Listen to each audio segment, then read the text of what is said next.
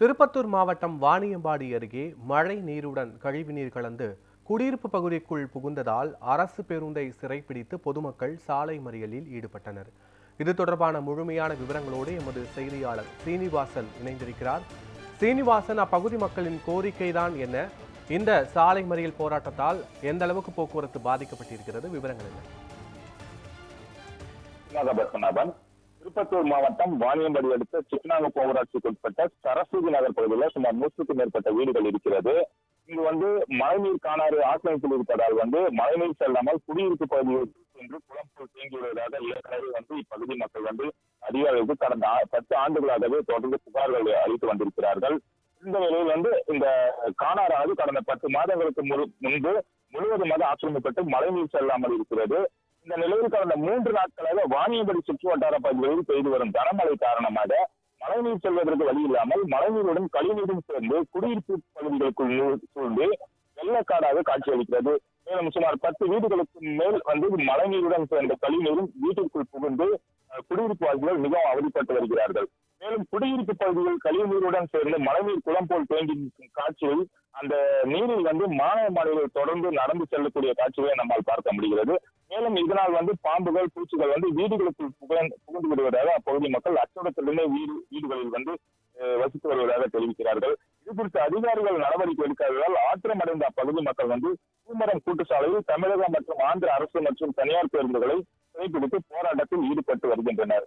இதனால் பள்ளி கல்லூரிக்கு செல்லக்கூடிய மாணவ மாணவிகள் மற்றும் வேலைக்கு செல்லக்கூடிய பொதுமக்கள் அனைவரும் குறித்த நேரத்திற்கு செல்ல முடியாமல் அவதிப்பட்டு வருகின்றனர். இதனால் சுமார் 2 மணி நேரத்திற்கு மேலாக சாலை மறியல் போராட்டமானது நடைபெற்று வருவதால் போக்குவரத்து பாதிக்கப்பட்டிருக்கிறது.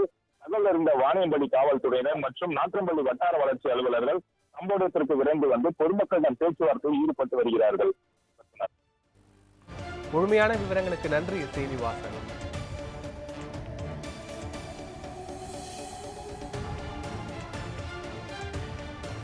சார் இருக்க மாட்டேன், தண்ணி போய் நிற்கிது.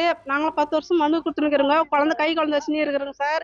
பாம்பு எல்லாமே போகுது சார். நாங்களும் சொன்னாக்கா எதுவும் செய்யறன்றாங்க தான் சரி கப்பனே ஏறுறாங்க சார். அது என்னன்னு கண்டில தண்ணி எப்படி சார் நாங்கள் கொலை பண்ணுறது செய்யறது? ஒரு பாம்பு கடிச்சா கூட எதுவுமே இல்லை சார். சார் தண்ணி காண தண்ணி சார். ஏரி உடஞ்சி வந்துக்குது சார். தண்ணி ஃபுல்லாக போய் இருக்குது. நாங்கள் அதில் தான் நடந்து போனோம். இருக்க தண்ணி சார். எப்படி நாங்கள் கொலை பண்ணுறது செய்யறது? பிள்ளைய வச்சுன்னு இருக்கிற குழந்தை. மழை வந்துச்சுன்னா, அதிகமா மழை பெய்ஞ்சுன்னா எல்லா வீட்லயும் தண்ணி 4-5 வீடு 10 வீடு அப்படியே முழுகிருது.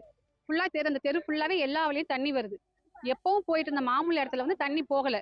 அதை ஆக்கிரமிப்பு பண்ணி புறம்போக்கு இடத்த விட்டுட்டு அவங்க இடத்த வளைச்சு போட்டுட்டு இருக்காங்க. இப்ப என்னன்னா 4 தெரு வழியாவும் தண்ணி போயிட்டு இருக்குது. அந்த இருக்கிற 10 வீடு ஃபுல்லா தண்ணியில முழுகி செவுத்தோரெல்லாம் தண்ணி நிக்குது. இடையில நைட்ல பாம்பு வருது, செவுறு விழுந்துருது. ஏதோ அவங்க புள்ள குட்டி சின்ன சின்ன வச்சுட்டு இருக்காங்க.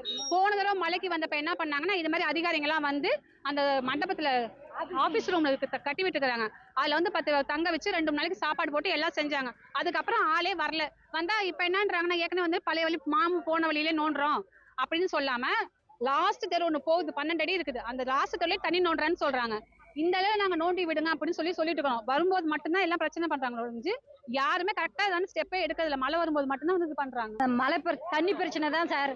10 வருஷமா இதே தான் சொல்றாங்க. தண்ணி மழை வந்தே ஃபுல்லா வீடெல்லாம் தண்ணி தேங்கிது. பசங்க குட்டியெல்லாம் இருக்கிறாங்க.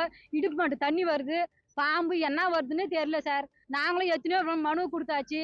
எல்லாருக்கிட்டையும் சொல்லியும் பார்த்தாச்சு. யார் எந்த நடவடிக்கையும் எடுக்கல. அந்த டைம்ல பாக்குறாங்க, கம்முன்னு போயிடுறாங்க. இதுதான் சார். இதனால தான் நாங்க சாலை மறியல் பண்றோம் சார். ராத்திரில மழை வெள்ளம் வந்தா கேள்வி யாரும் இல்லை. நாங்க ஆம்பளைங்க இருந்தா பரவாயில்ல. ஆம்பளைங்க இல்லாத பசங்க குட்டியை வச்சுன்னுக்குறோங்க. திடீர்னு வந்துட்டா அந்நேரத்துக்கு யாரு அதிகாரி வருவாங்களா? எங்களை திறக்க முடியுமா தண்ணி? நாங்க எவ்வளவு போராடுறோம். 5-6 வருஷமா நாங்க சொல்லி பாக்குறோங்க. ஏன்னா என்ன நடவடிக்கை வராங்க, பாக்குறாங்க, போயிடுறாங்க. ஒரு மாசம் ஒரு 15 நாள் 10 நாள் சோறு போட்டாங்க. நாங்களும் அதுக்கும் தாழ்ந்து பாத்துங்க. செய்யறேன்றாங்களே தேர என்ன கண்டுக்கல சார்.